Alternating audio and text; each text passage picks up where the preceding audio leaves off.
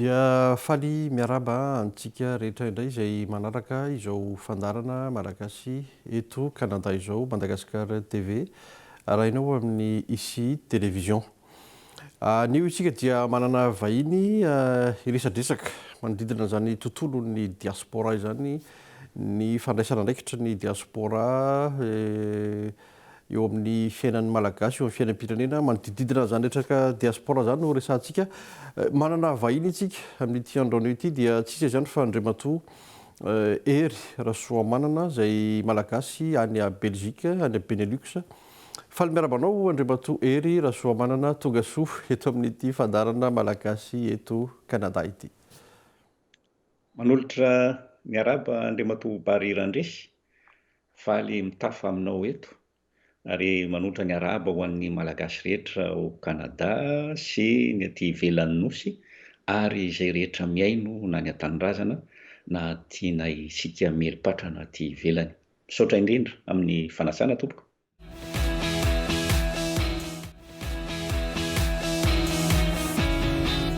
Atao hoe mamerina ny fankasitrana fisaorana anao indray satria efa tenyteny moa ianao tany aloha dia mbola hiala aketo ihany tsika androany ary mahafinaritra ny fizarana hevitra sy ny fianakarozana samihafa. Araka nambarako zany hoe resadresaka momba an'izany hoe diaspora izany tsika kanefa mialohan'izay asa raha sitraka mba hoe fahafantarana kely fohifohy an'izany hoe iza moa Andriamatoa Hery Rasoamanana, tsara ihany fantatry ny mpanaraka antsika indray zany amin'izao fotoana izao hoe asa ohatra hoe parcours kely fohifohy ihany ahafahana mahalala bebe kokoa ho anao zany. Misaotra indrindra, tsara tokoa ny mifankalala ary na dia efa fantatrao ary fa ny mpiaino ngamba betsaka ny tsy mahalala. Hery Rasoamanana, 5 taona nipetrahana teto Belzika, nianatra momba ny fahasalamam-bahoaka, zany hoe ny arorika raha ny tena marimarina kokoa, mpampianatra mpikaroka, ary efa misotro ronono amin'izao fotoana izao, nanomboka 5 taona lasa angamba izay. Ny tena ahafantaran'ny olona dia izaho no filohan'ny fikambanana mpikabary malagasy eto Benelux, Belzika, Nederlande ary Luxembourg. Dia eo ihany koa ny fikambanana hafa misy ahy, fikambanana malagasy Belzika, efa nisy nandritry ny taona maromaro. Eo ihany koa ny tenako moa dia teo amin'ny lafin'ny fampianarana sy fikarohana momba ny zava-mahadomelona sy ny manodidina azy no nataoko sy nanokanako tena. Roa ny zanako efa lehibe daholo moa fa mbola tsy manan-dafy kely aloha hatramin'izao. Zay ngamba no azoko lazaina, manana tombotsoa manokana ilay makany tanindrazana eo amin'ny 3 isan-taona eo nandritry noho ny asa aman-draharaha, ary mbola sahaniko amin'izao fotoana izao. Ampy ankamizay Andriamatoa Bary Randresy. Ampy tsara, mety makasitraka indrindra. Ho resantsika ho eo teo zany ny resaka diaspora, indra ny fandraisana anjara, ny fanampiana. Matetika manko antsika dia ohatran'ny hoe ilay mivoaka fa amin'izao fotoana zany efa resahana be da be ny amin'izany hoe diaspora zany, fandraisana andraikitra eo amin'ny fiarahamonina malagasy, dia ilay isika mandray andraikitra manampy indray koa zany na mitondra an'izay traika efa ananantsika ny tanindrazana. Ho anao ao anatin'ny malagasy Belzika na koa ao anatin'ny fimpima na koa amin'ny anaran'ny tenanao manokana, inona no izay heverinao hoe zavatra azontsika atao ho fampandrosoana ny Madagasikara zay? Ngeza be izay fanontanianao izay, ary fanontaniana tokony apetraka amin'ny malagasy rehetra melipatrana dia ivelan'ny nosy. Isika moa tsy hoe raha fahitako azy ny olombelona malagasy indrindra dia natao velona ho an'ny hafa. Amin'ny tenako manokana aloha dia tsy afa-miala ary inoko fa ny malagasy rehetra tahaka anao dia tahaka any ihany koa amin'ny fanampiana ny fianakaviana. Ny tena ilofosako manokana ary zavatra efa natao hatramin'izay dia eo amin'ny lafiny fitaizana. Io no maharesy lahatra hoe raha ohatra ka tsy ampy ny fitaizana, tsy fantatra ny maha izy azy ny maha malagasy ny malagasy, dia tsy anana fivelarana sy fandrosoana araka ny maha izy azy sy ny tokony ho izy a ny firenena.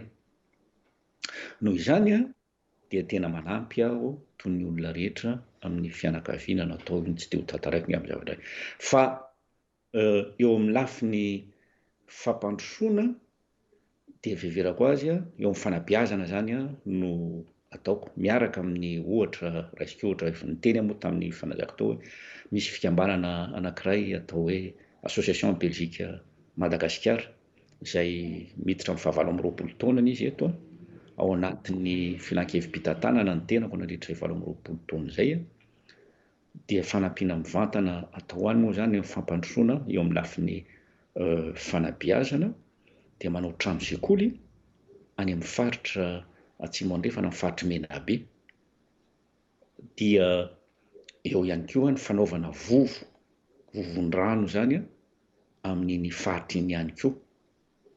Misy koa fikambanana hafa izay ny tenako dia ao anatin'ny filan-kevim-pitantanana ihany koa manampy ny mpamboly amin'ny toerana 100 kilometatra eo angamba ny miala eo an-drenivohitra nefany a dia tena ao anelanelany toerana distrikany Arivonimamy sy ny distrikany Ambatolampy. Zany hoe io toerana io tsy lavitra nefa tsy misy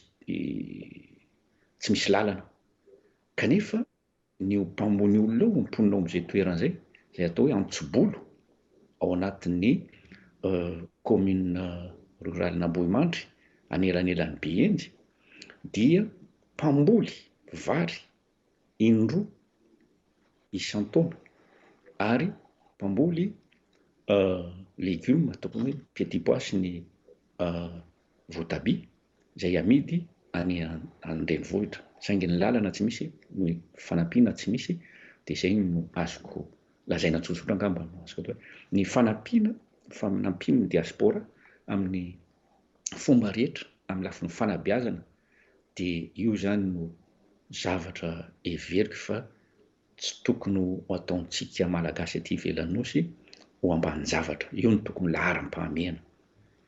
Zay no azoko amehezana azy ngambany.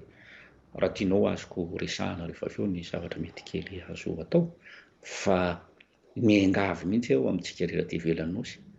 Isika mety menimenina hoe tsy ampy ny fanabeazana tsy hamaraka fa zao ny fampianarana amin'ny lafiny rehetra ny fanampiana ny malagasy amin'ny lafiny rehetra na iza mitondra na inona zavatra mitranga amin'izao fotoana izao dia tsy afa-miala amin'io isika ary manana andraikitra lehibe isika aty ivelan'ny nosy raha ny fahitako azy satria ato anatin'ny fanatontoloana ao anatin'ny fanatontoloana tanteraka isika ka mety ho safotra ny maha-malagasy antsika raha tsy haintsika ny manome lanja sy manome tosika amin'ny lafiny fanabeazana na ny fianakaviana na ny firenena manontolo amin'ny alalan'ny fikambanana satria tsy misy mahavita tena.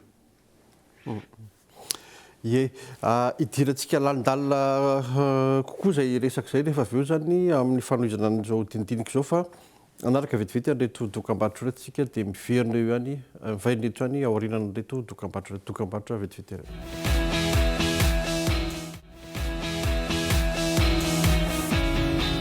Andriamatoa Hery Rasoamanana efa voalazanao teo ihany nanome ohatra ianao ny amin'ny any faritsy Menabe ny any Antsobolo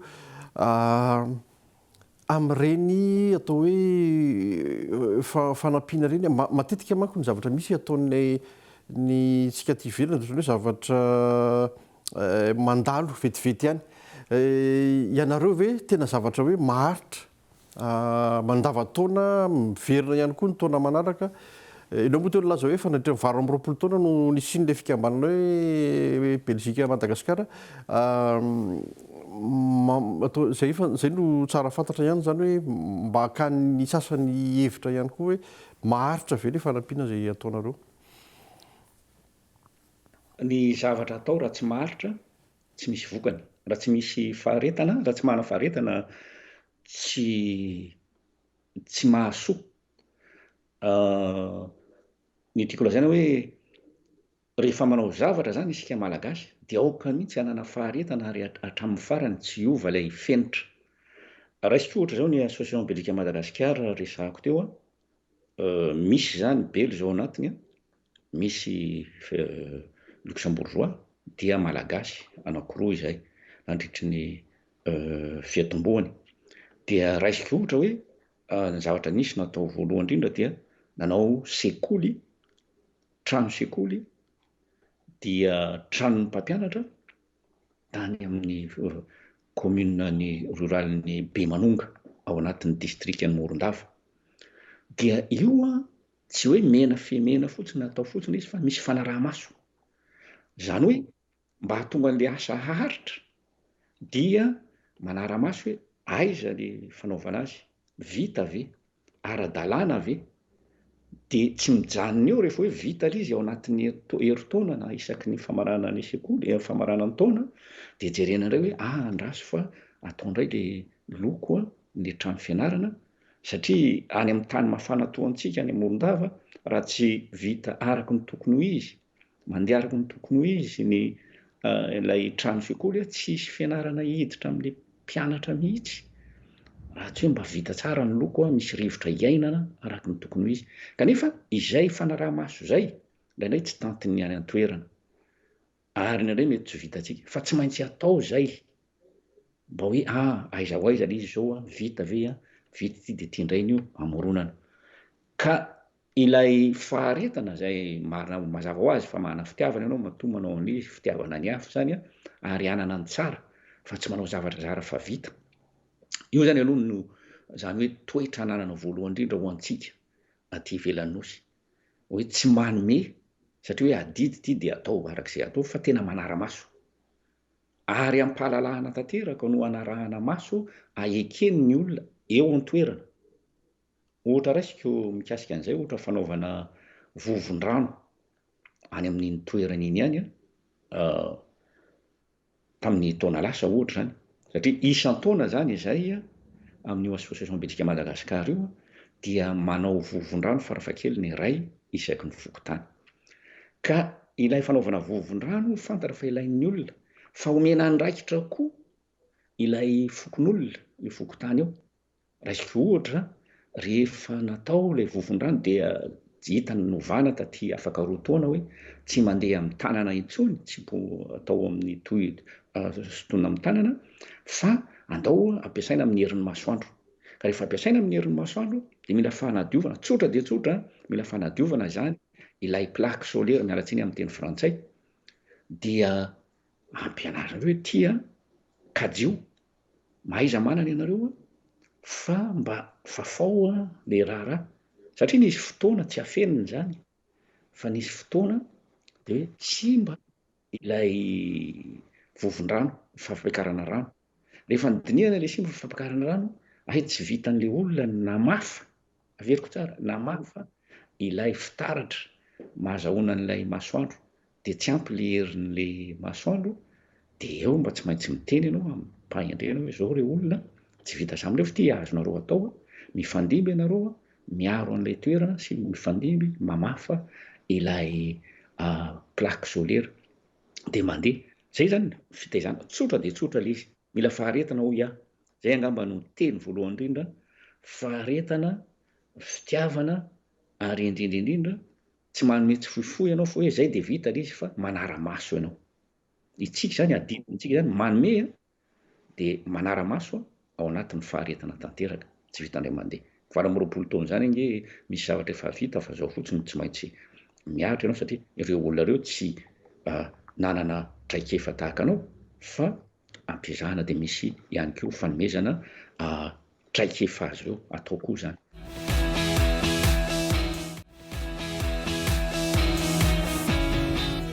Andriamatoera Soamanana, inona no atao hoe tsara satria hoe lesona fa hoe fampianarana hafatra famporisihana indrindrandrindra koa ngamba ny malagasy aty ivelany hoe inona no amina secteur inona efa lazainao tao ihany hoe fanabeazana indrindrandrindra fa inona zany tena hoe zavatra azo atao ary tsy zavatra tsy paika vetivety fa tena hoe zavatra hitondra fampandrosoana ho an'ny mpiray tanindrazana.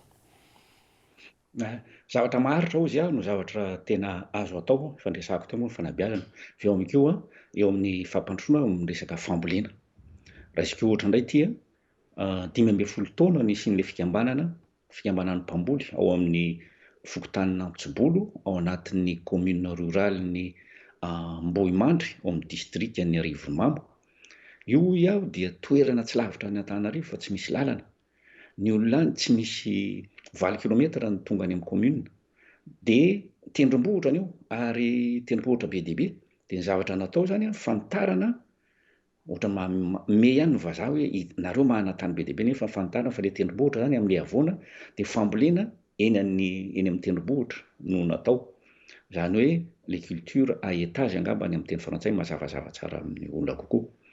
Dia iny toromariko hoe ny afatra ho apetrako antsika malagasy eo antsika aty ivelany nosy dia zao. Eo amin'io fambolena io misy zavatra tiako antsaterina hoe raha ohatra isika ataoko fotsiny hoe maharitra ka mampivondrona ireny fikambanana ireny. Misy fikambanana mpamboly atao hoe Savalalana ohatra izay no natsangana tany. Dia ny fanaraha-maso eo ihany koa. Fa aza manantena mihitsy hoe ny fambolena azay atoronao any na zavatra atonao azy dia hoe zavatra atao hitovy amin'ny aty ivelany hoe mila traktera, mila tany ity malalaka ny tany au pays plat moa zany aty Belzika sy ny Pays-Bas ary Luxembourg. Fa ny amintsika tendrombohitra dia aza kivy mihitsy hoe manampy na dia tsy misy vokatra ary any amin'ny voalohany fa hoe fa zava-dehibe fotsiny hoe mitombo ny fari-piainan'ilay olona, miova ilay fari-piainan'ilay olona afaka 3 taona 4 taona. Ao anatin'ny zavatra ampianao anatin'ny herintaona tsy mahavita ninina zany. Fa ny zavatra maharitra ataonao ka iombonan'ny olona ny ataony dia iny mivokatra azo. Ny avokatra azonao moa zany ilay fahafinaretana hoe fa miova ilay fari-piainan'ilay olona ao anatin'ny 2, 3, 4 taona. Fa aza manantena mihitsy hoe manao zavatra herintaona dia ampy izay zavatra. Ny olona amintsika ny eo amin'ny fahasahiranany ny hoaniny androany zavatra hafa. Ny zavatra ampiasaina omena azy ary eo ny sakafony efa amboarina eo ny fanafodiny dia ny zavatra natao hoe ao amin'ny fambolena ohatra dia iny zavatra hafa. Fa raha ohatra ka tsy mihoatra ilay zavatra tokony omenao ilay izy, tsy manome ny zavatra mihoatra ianao fa fantatra hoe tia ho an'ilay fianakaviana ivelomany mandritra an'izao manam-pahatonga ny vokatra dia rehefa miakatra ny vokatra dia miverina tsikelikely izy. Mivily any amin'ny zavatra hafa ny sainy.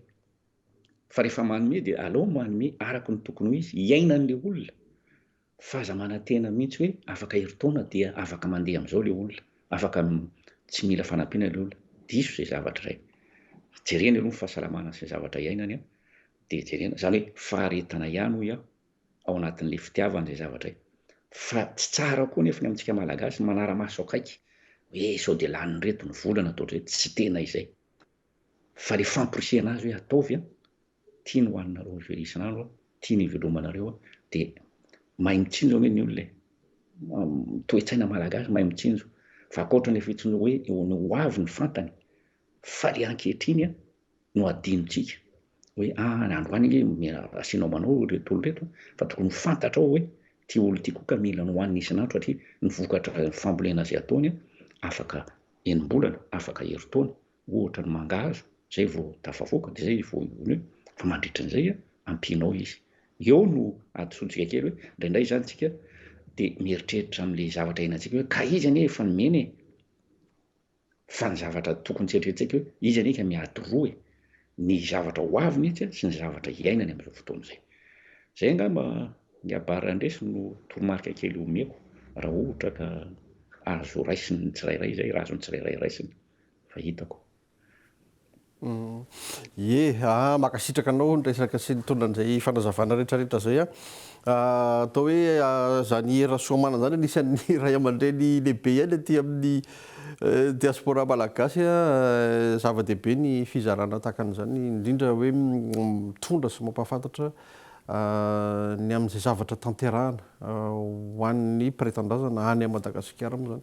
Satria matetika manko tsika dia mivoaka foana no hoe andao indray dia fa tsika aty indray zany zao no mitondra zavatra ho any amin'ny firenentsika ary tsy voatery ho lasa ministra. Zay koa manko no matetika misy hoe miazakazaka ho ministra, miazakazaka fa isy any angamba fotoana koa iresantsika manodidina zany tontolo politika zany amin'ny fomba fijery aty amin'ny diaspora. Fa dia mankasitraka anao tamin'ny fotoana androany fohy fotoanantsika atao hoe tapitra sady fa asa mena no makasitrana dia asa inona no zavatra hoe tsara amitinana raha nisy tsy voalazantsika. Sondra indrindra Barandresy nampiantso ary ampanetretena no ilazako fa isika rehefa manao zavatra dia mitady ny zavatra tsara ihany foana ho an'ny hafa fa tsy ho an'ny tena irery ihany. Tombontsoa lehibe sahady ny hoe aty ivelan'ny nosy fa tiako hafarana ho an'ny mpiray tanindrazana ihany koa nefa hoe tsy hoe rehefa aty ivelan'ny nosy dia hoe mitsoaka adidy ny dikan'izay na hoe miala fahoriana. Zay mantsy ny teny henoko tato ato, tsy izay velively. Fa mitady ny hatsara ny hafa, mitady ny hatsara ny tena. Iza moa tsy dia ny tenany resaka ana izany fa le hoe aneo ny tenany eo ambony noho ny hafa, zay angamba no tsy mety. Ny hafatro fotsiny amintsika malagasy aty ivelan'ny nosy angamba dia zao. Ny fomba rehetra ka atao amin'ny marina dia misy vokany ho an'ny tena, ho an'ny fianakaviana ary indrindra ho an'ny firenena. Fa mahareta aza mihaino ny vavan'ny olona. Ny vavan'ny olona tiako lesana hoe ny firenena hafa izay mieritreritra ny hoe aty ianao finantsonana nampianao ny malagasy ihany fa ireo hoe arakaraka ny nampiana azy vao maika mampahatra azy. Na ianao an'izany tamin'ny Belge teto. Tsy izay le izy fa le toe-tsaina mihitsy. Dia tsika koa aoka hijoro mihitsy amin'ny maha izy azy tsika tanteraka, tsy hanary ny maha malagasy fa ilay fampandrosoana ny zavatra tsara azon'ny tena amin'ny hafa aty ivelany dia ampiasao mihitsy. Fa itsika manana zavatra tsara dia ataovy mifanaraka amin'ny toetrandro. Atao izay fanaraka amin'ny toetrandro ny zavatra ananantsika. Zay angamba Barandresy fa dia mbola mankasitraka mankatelina anao. Zay no hafatro kely ho antsika malagasy aty ivelan'ny nosy rehetra. Misaotra indrindra. Dia misaotra indrindra tompoko. Dia zay ihany koa no mamarana ny fandarantsika tamin'ity androany ity. Manome fotoananao ho amin'ny manaraka indray. Veloma tompoko.